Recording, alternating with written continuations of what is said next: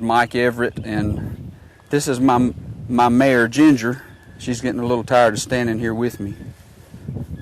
But if she's still here on October the 15th, she'll be 36 years old. Hold your head up, baby.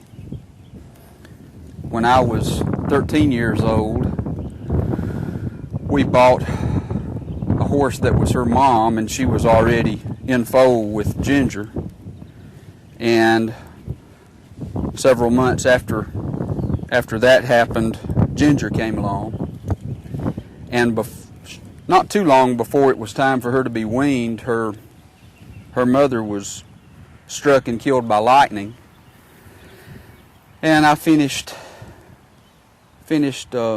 raising her up with a bottle, got her weaned shortly thereafter, and she's just kind of been a family pet pretty much ever since.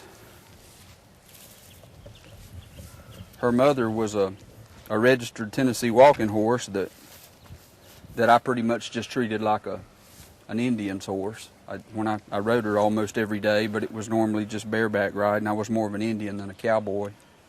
And Ginger's father was a registered quarter horse, from what I've been told, so she's not a registered anything.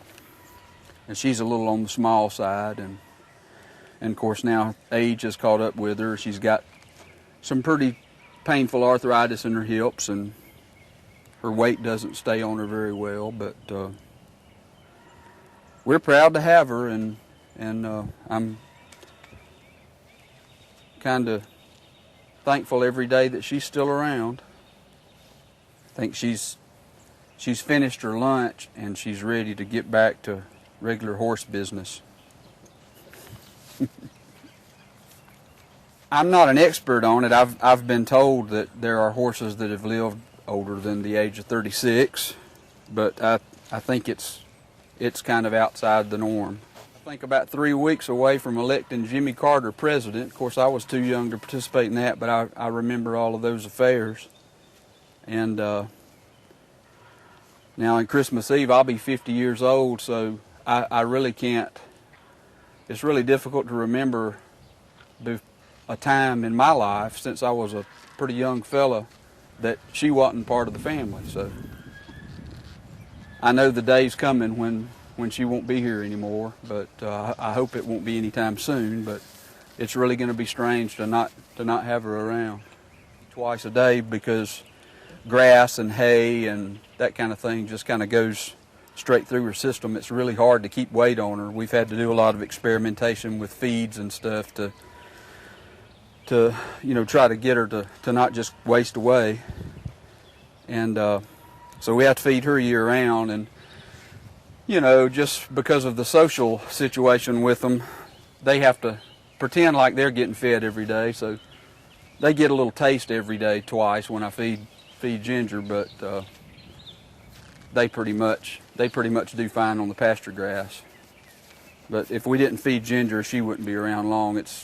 She's very, very thin, and that's just kind of a fact of life, I guess. We'll have to feed her every day as long as she's here, and I guess that's probably been